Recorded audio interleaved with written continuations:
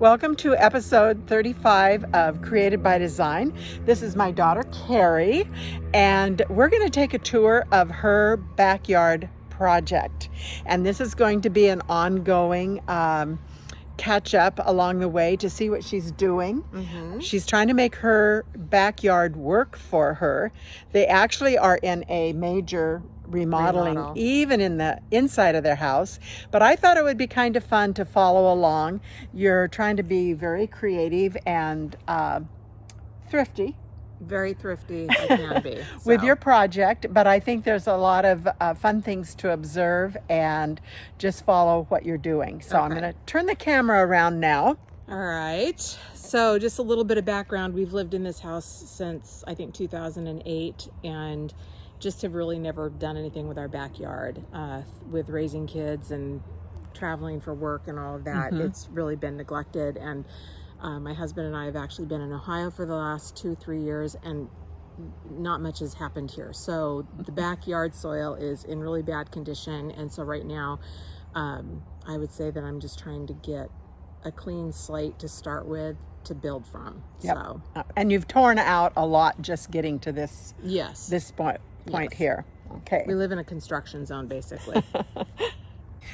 Okay, here is a picture of the long backyard. It's a narrower space, and then it goes on around the end of the house, which you're going to be incorporating in your redo. But all of this stonework is coming up, you said? Yeah, all of the patio will get replaced with pavers. This stone is starting to kind of give way, and it is uneven, so it's hard to work with. So we're going to take that all out. The posts come out, you said? The posts are all going to come out. We left them in. There was a patio cover that was anchored to these posts, and so we're going to take those out when we dig up the patio. We won't have any grass back here. It'll all be patio and garden area. And you took out a old hot tub that wasn't operable anymore. So you've done a lot of work getting this clean slate, if we could call it that. Yeah, and it just feels like I've made a little bit of a mess, but it'll get all cleaned up. Yes, it will get done. So you've got your wood boxes back here that's going to be for flowers. Right, and so these wood boxes are actually repurposed wood from the patio cover. They're pressure treated, so they're not going to be used for food, because you don't want to use pressure treated lumber with food. So they'll be for flowers, and I've actually ordered some ranunculus corms. Those are flowers, if you're not aware of that. And there's 4 different kinds of ranunculus that I ordered, and so I'll use these 4 beds because they will get planted in November, and then they'll overwinter, and so they'll be close to the house for me to keep an eye on. Okay. And then you dug up all these bricks from various places in your yard and repurposed them, and this is where food is going to get planted. Right. We just, it was time to move some things around. The stones had become uneven where they were, so we moved those back here, built these beds so that we could repurpose the stones, and yes, those will be food bins. So basically we have a total of 7 raised beds for food. As you look down the property, there's another cinder block raised bed that we've reused some cinder blocks, and we're going to do food in those as well. Okay, and you power washed all of these to get them all cleaned up. So you've put a lot of labor in just getting this backyard to this point, because you used to have blackberries going crazy back here, and you've had to do a lot of work just getting this cleaned out to this point. Because the yard hasn't really been tended the last few years, the ground back here really doesn't get any water, and so it's very, very dry, and the ground is just really hard to work with right now. So there's a couple more wood bins that we put over here, and those will be used for flowers. But all of this open space that is left to be worked will all be cut flowers, all different kinds of cut flowers. So my goal is to hopefully sell. I'd like to get to the point where I'm selling some of what I'm producing. I'd like to make some money to offset the cost of having a garden, because it isn't cheap. It really isn't. It isn't. I'm also learning about seed savings so that I can actually save some of the seeds from what I'm growing. That way I don't have to purchase seeds every year. And so I would like to sell and offset some of the costs, but with the cut flowers, the stuff that I have that I have extra of, I would like to actually go to some assisted living and nursing homes and share some of the flowers, especially with people that don't have a community and visitors a lot, just to go and visit with them and give them something nice. Yeah, so I love that. Well, and you're also working on trying to keep as much chemical out as you possibly can. So you're trying to do more organic when possible. more organic, and the goal is that this would be a no-till garden. So basically that the soil would get to the point where it's easy and really pliable to work with. Right now it's too hard, and I've got to amend it quite a bit to get it to that point. So it'll take me several years to really probably get it where I want. Long-term project. Well, we're going to follow it. So keep working so we can keep following you. Well, this just gave me some pressure because I don't want you to come back and not have anything Done. Okay.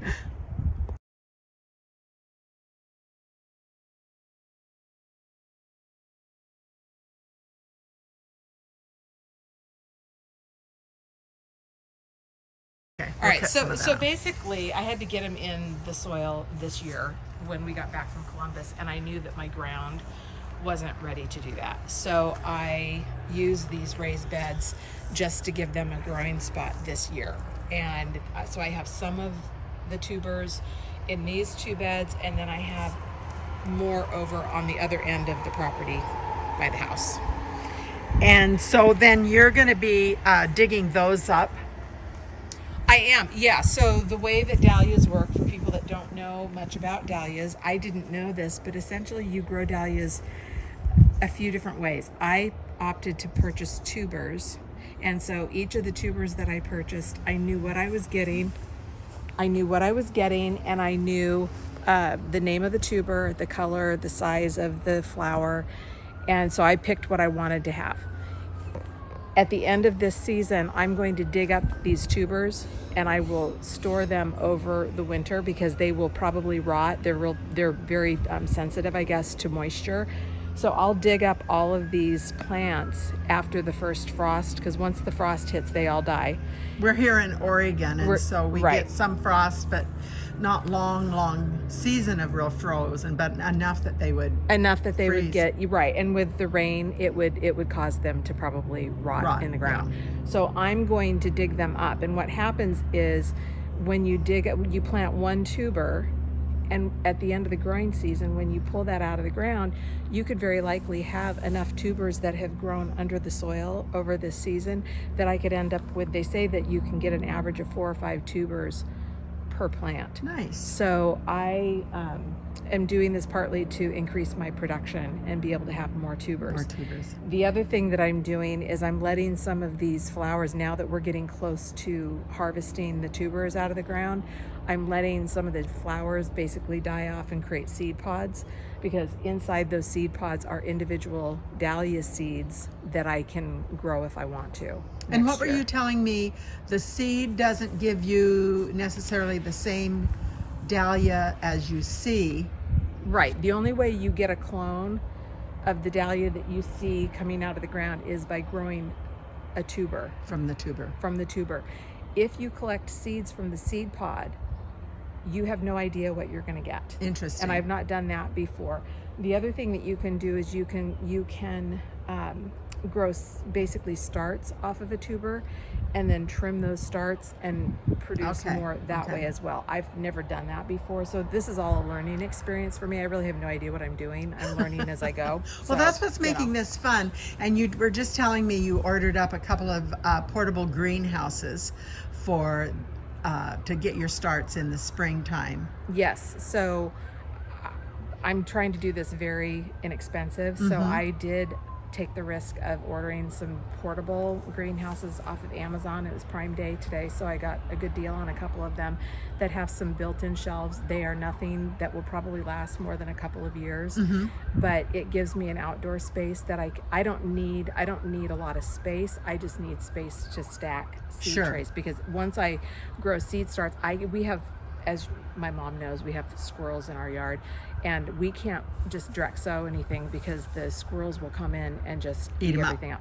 So I will do everything from seed starts and then transplant them. Okay. So in order to fill up my entire yard, I will have hundreds and hundreds of seeds going, which is why I need the greenhouse space to do that. Well, that makes sense. That makes sense. I just have to show your tomato plant, your one tomato plant here. And this thing is a jungle, and it still is loaded with tomatoes. And you said you've picked probably... Oh, I bet I've gotten 80 That's tomatoes off of it. Off of this one tomato plant. But what's crazy is I've already trimmed it back, and it's got all new growth on it. I've got all sorts of green tomatoes I did not think that I was going to get. So maybe we'll have fried green tomatoes. We might. It'll be interesting to see. I mean, they're not real big at this point. This is a big beefsteak tomato.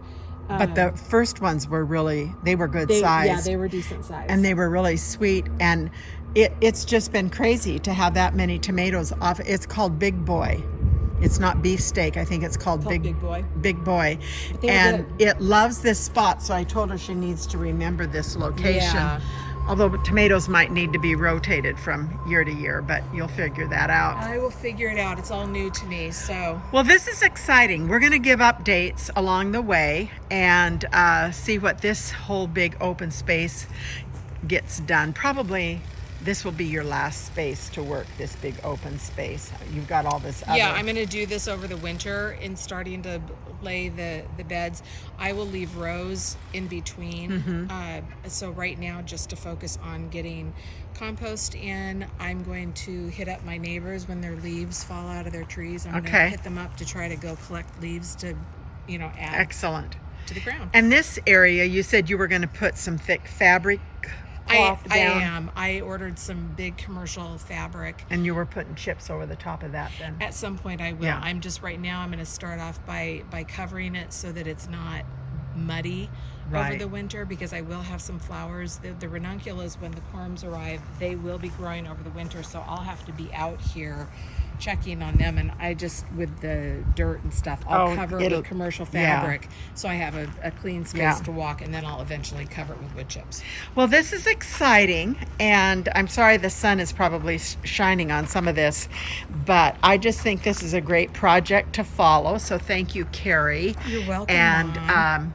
yeah, this is fun, and I'll get some of the veggies, so that's the other part that's nice about it too. Well, it is. Well, I would say one of the things that I think we're trying to do this year among the households that are growing things, which is your house, Lisa's house, and this house, is that we're going to try not to duplicate what we're growing, Right. so that we can share. So Excellent. that's the goal. I love it.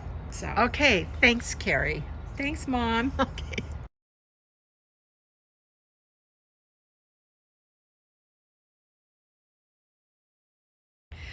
So I'm back at Carrie's, going to do a quick update on the next step that she's done to her backyard. So Carrie, tell us what we're looking at here. Okay, so I think when you were here before, I had not laid down any of the black tarp, and it's basically a commercial grade garden fabric, and the purpose of it is to suppress weeds, and make it so that I don't have as much weed pulling that I have to do. So around here, and you can see with these very warped raised beds, I've basically laid down the garden fabric around each one of them, and over time I'll put wood chips over the top of that. And so this is a real thick, heavy, creates a dark environment so weeds can't keep growing, but it allows the water to soak through, which will be important in the side yard. So I still need to fill these beds with compost and garden soil so that I can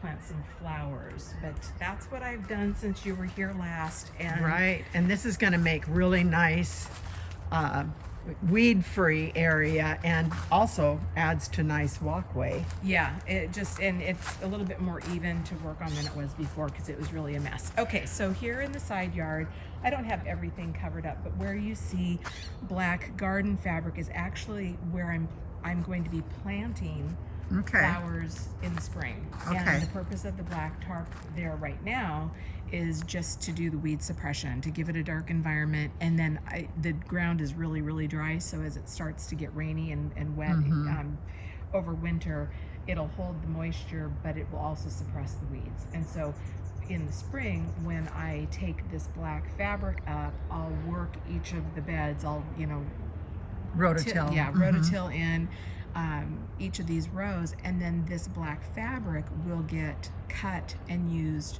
to cover the walkways. The walkway, just So doing that it I'm opposite reusing of what the other yes, section. I'm kind of reverse engineering my garden beds. And then wherever you don't see garden fabric, I need to put some around the different beds and stuff like I've done in the other part of the yard. But I have plenty of space to plant all sorts of other types of plants. In this area here. Yeah, like green. Yeah. I'm thinking probably like the filler greenery that you would want in a bouquet. So the rose will be flowers. I'll plant a lot of filler things that'll come back year over year, some yarrow and some things like that. So a lot of work. I'm trying to keep everything away from the fence line because at some point our fence will get replaced. Yeah. Right. And on that very far row closest to the fence line, that's where I'll put in some stakes, and then I will run some fencing that we have that I'm going to be reusing so that I can plant sweet pea flowers and then other things that need a trellis essentially to vine up. I'll use that row to do that. So excellent. Yeah. Oh, I'm so excited. This is. And then I have my dahlias that are dying. And yes, but they're dying for a reason. Yes, You're letting them go to seed, actually. Is that what it's called? Well, I'm letting some of the seed pods develop, because I'd like to see if I can get some seeds from them. But it's also, as soon as we have our first frost, I'll wait about a week after the first frost and then dig up the tubers and then store them over winter. Okay. So, but look at that one. Oh, they're still very beautiful. Yeah, this one here is just, it's really cool. unique. The purple and the red are that's kind of orangish on the outer edges and really purple in the very center. And this one here is still pretty. They're kind of curling up a bit, but that one is still really pretty. But you can see what's happening to them, like all of these right here. These are all developing seed pods, and so they look really ugly. But inside there, I should be able to collect some seeds that I can then plant. And the seeds that come from this, I know that this is basically the mother plant, but the seeds, I have no idea what dahlia will grow. Like. So you're leaving them this way on purpose. Yeah, unfortunately on purpose. And then next season when I have them in the ground where they're ultimately going to go, I won't let them. I'll cut them more frequently. The sad thing about it is we've had some wind, and so some of I've had some breakage. Right. And I also discovered that I have a horseradish plant in here. Oh, that's coming up. So interesting. I'll have to dig that up, and I didn't realize that was still in there. So very good. Well, anyways, thank you. I'm going to move this around to give a long look, but you've got a lot of ground, a lot of space to fill in, and this is a great way to put the weeds to rest, hopefully. And excellent. Thanks for showing us, Carrie. You're welcome. Now I'm going to give you a quick little update as to where I am in some of my projects. And of course, first of all, I'll bring you up to date on our little knitted animal friends. This is going to be the little lamb for a new grandchild, little girl. And I've gotten busy working on the lamb. I was quickly reminded in doing these baubles, if you've done any of these, they are time consuming. And I've actually done one other lamb and the ram and the hedgehog. So this is my fourth one of doing those little baubles, and I can't say they're my favorite thing to do, but once you kind of get a rhythm going, you get through them, right? But here again, just to show you, I've knitted on the arms and the legs, so there is no hand sewn seam, and they just turn out so nice with knitting them into the body as you go along. And of course my head is also knitted onto the body. Change that. I've done a tutorial, if you search, I'm not quite sure which one it is, that talks about how I do that process of knitting the head onto the body as I go, and I put a stiffening in there. Don't mean to repeat myself, but I am getting new viewers, and so that's kind of some good information for them to know. This little girl needs her eyes yet, so that eyes and ears give them the character, I think. But I'm pretty pleased. I think I'm going to do the little ballet shoes for her. I've actually started a little top for her. This is going to be the little, have the little peplum ruffle around the bottom of the little top. And I'm going to do little pants for her, probably in some of the green tones and a deeper pink for the shoes, and maybe the knickers I'll do in a deeper rosy pink color. But that's how far I am with this little girl. And so I've actually, well, I'll back up here for just a minute. I'm knitting these on the Flexi Flip needles. That's the process that works well for me. And this is just my suggestion to use the Flexi Flips. You don't have to. It's just my personal preference, and I think that's the beauty in all of this. We each need to find what works best for us. And there again, it's not a right or a wrong. It's just what works best for you and gives you the end product that you're happy with. So, but that's just what I do as the Flexi Flips. Actually have started. I got one leg made of the bear. And this will be my first little bear to make, but I'm kind of excited about doing the bear. Some pretty straightforward knitting. Certainly goes faster than what knitting those baubles go. So that's where I'm at with our knitted animal friends. I will say this, I am going to do a video, and I don't know whether I'll do it as a tutorial, a part of one of the episodes, on knitting the tennis shoes. I've had a lot of questions, and I really appreciate the questions, by the way. People come on YouTube and find me there, and I'm getting a lot of questions about the tongue on that tennis shoe, and I thought, well, you know what, I'm just going to do a tutorial on that. And also it will be my first time on the sole using the back stitch or stitching to put that little sole together instead of doing knitting into the fourth row down. I'm going to try. I thought it was a brilliant idea to do that stitching around by hand versus trying to do it with the needles, because we all know that's kind of tight. It's doable, but it's kind of tight. So I'm going to try, and I'll do that on the tutorial and see how that actually works. So that's where I'm at with my knitted animal friends. I love making them. They're very therapeutic, but I have to do other things besides. So today I have my my sweater, my boha stickning style. I keep saying style because the book tells you that unless you use their yarn, you can't really say you have a boha stickning sweater. So I'm using the word style. This actually is out of a cashmere, and I just have to say it's wonderful.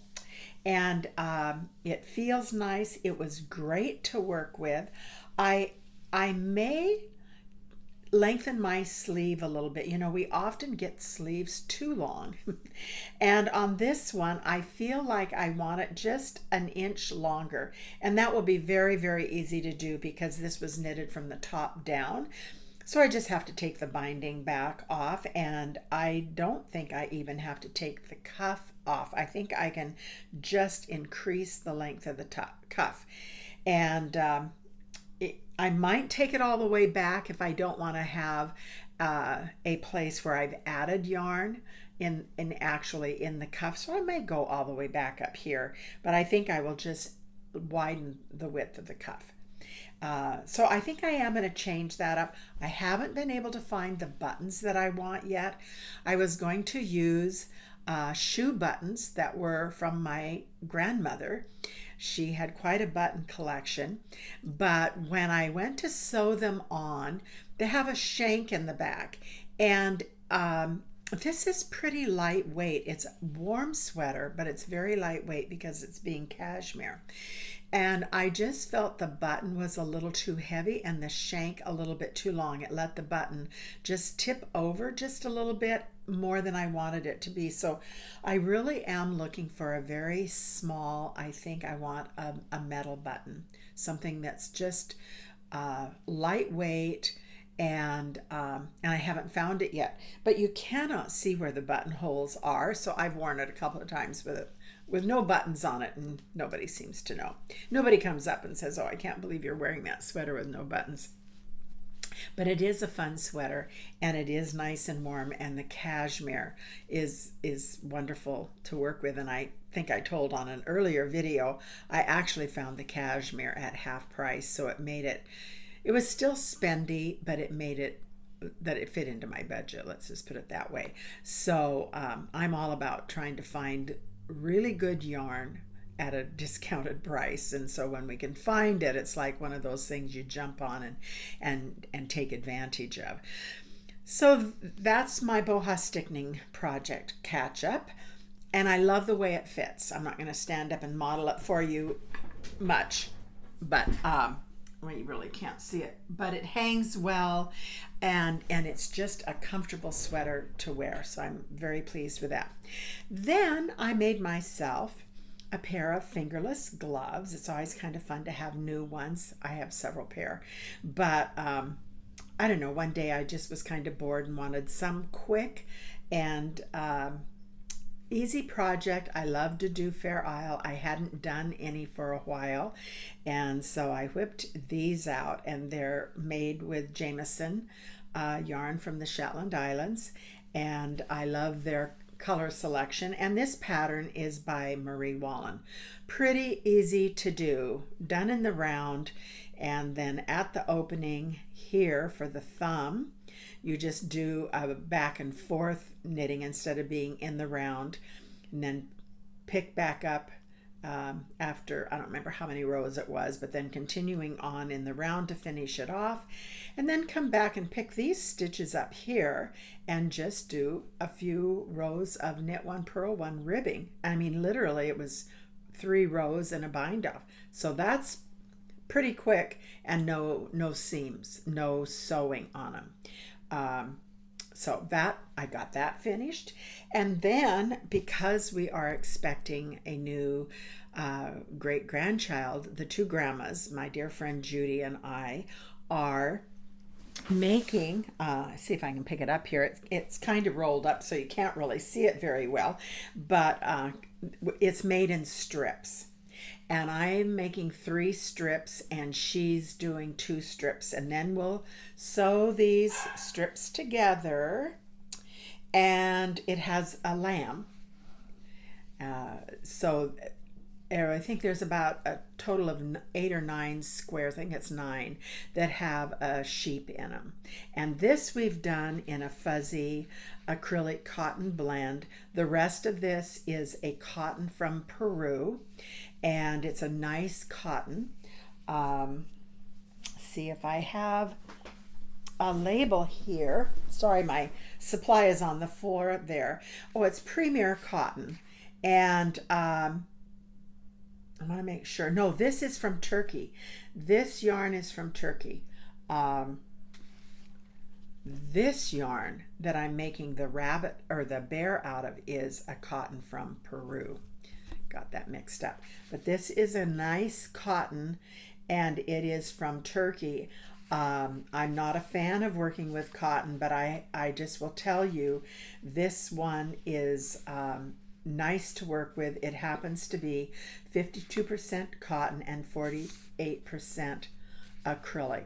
We just had to make the blanket out of something that was very washable, and we didn't want to do a washable wool.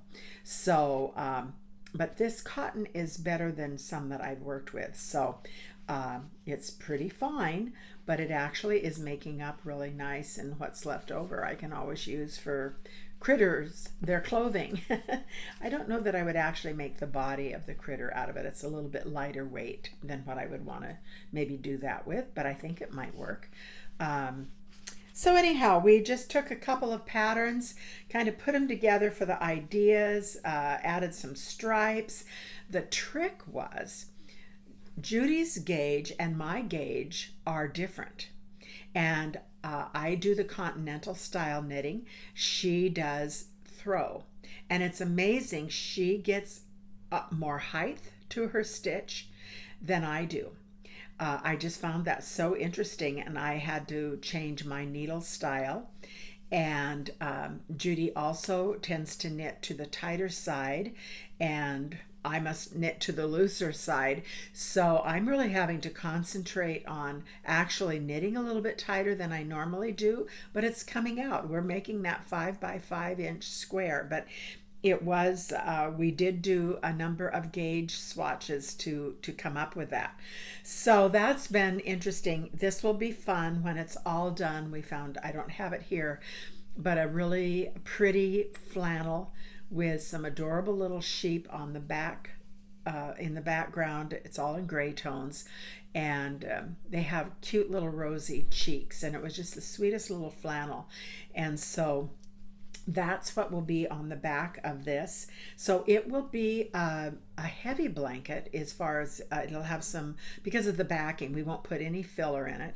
And then, and I'll show it to you when we're done, we will do a little tie situation right at each corner of every square. So that will be the, for lack of a better word, the quilting of it. That's what will keep it together, is we'll use yarn and do a string tie. I don't know what that term really is in the quilting world, if there is a term for that.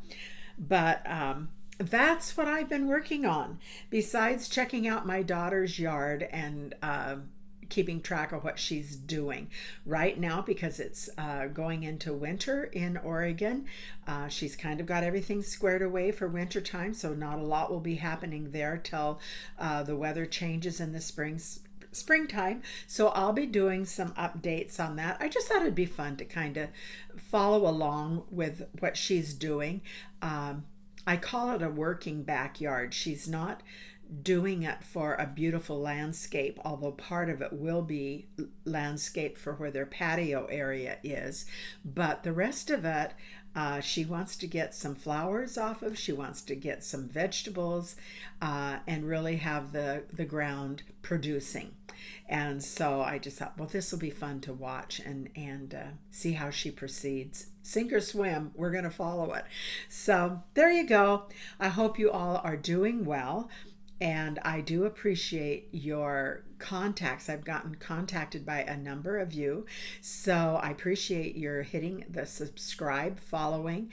And if you like the video, hit the like. And it always makes the YouTube look better when that happens. And I do appreciate the many positive, kind feedback that I have gotten, and I look forward to more. I'm not an expert. I'm just one that gets in and tries.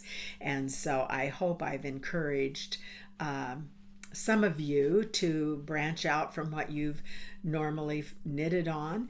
And some of you may only knit our little knitted animal friends. But I know some of you knit other things also, and I'd love to hear about that. And YouTube is a great place to connect, and on the Knitted Animal Friends website or Facebook group. And the other group that I follow, that I don't interact as much, but I watch it continually whenever it comes out, or I should say I watch it faithfully, is Fruity Knitting. I have learned so much off of their podcasts, and I just think Andrea has been so gracious to share her knowledge, and I've just learned a lot from her. And if you haven't checked her out, I just encourage you. She is really a very experienced knitter. And the thing that she brings, several things she brings to the table, is a lot of interviews with well-known knitters of all kinds of designers. And it's really expanded my knowledge of knitting. And so I just recommend, if you have not checked out fruityknitting.com, go there. She has many, many, many episodes, and oh, I would love to be doing what she's doing and have opportunity to do some of the travel with some of the pictures and going to some of the farms. I think it's terrific what she's bringing to the knitting world. So that's my little kudos to Fruity Knitting, and I hope you all are having as much fun with your knitting as I am. It's going to be Thanksgiving here in if not about another week or so, and then we'll be decorating for Christmas, and I can't believe that season is upon us, but I'll continue to make videos. So take care. Good visiting with all of you. Bye now.